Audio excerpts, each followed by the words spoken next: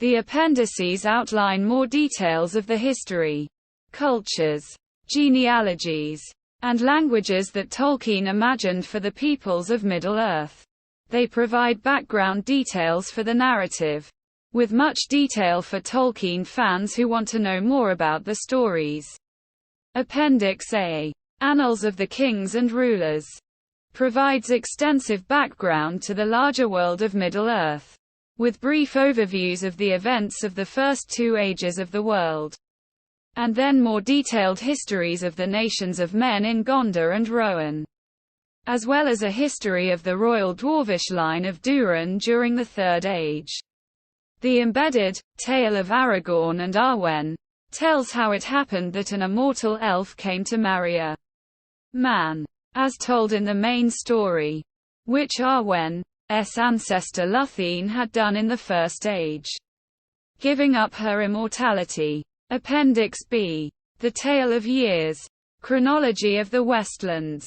It is a timeline of events throughout the series, and ancient events affecting the narrative, and in lesser detail. It gives the stories context in the fictional chronology of the larger mythology.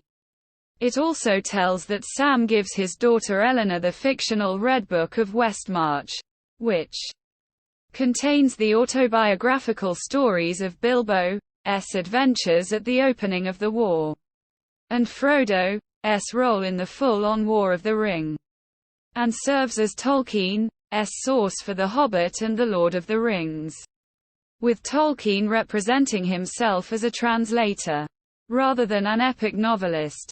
It says that there was a tradition that after handing over the book, Sam crossed west over the sea himself, the last of the ring-bearers, and that some years later, after the deaths of Aragorn and Arwen, Legolas and Gimli also sailed together, over sea. Appendix C, Family Trees. Hobbits. Gives Hobbit genealogies, not only for Bilbo and Frodo's Baggins family, but also their relations the Tooks and Brandybucks, which connect him to Pippin and Merry.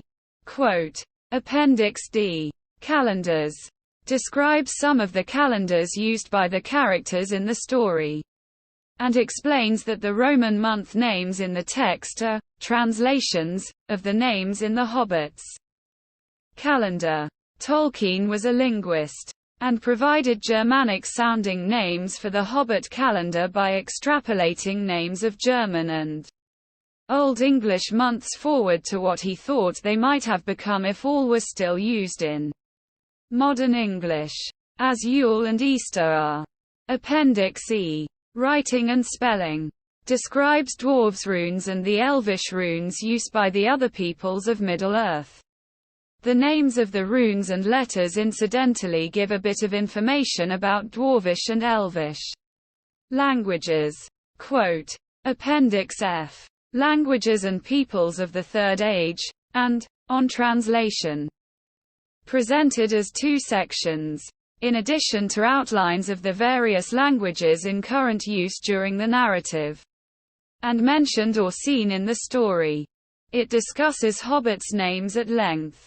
It sorts out names which Tolkien affected to have translated into English, and names which said he had left in original form, since they had no meaning in hobbits' everyday language.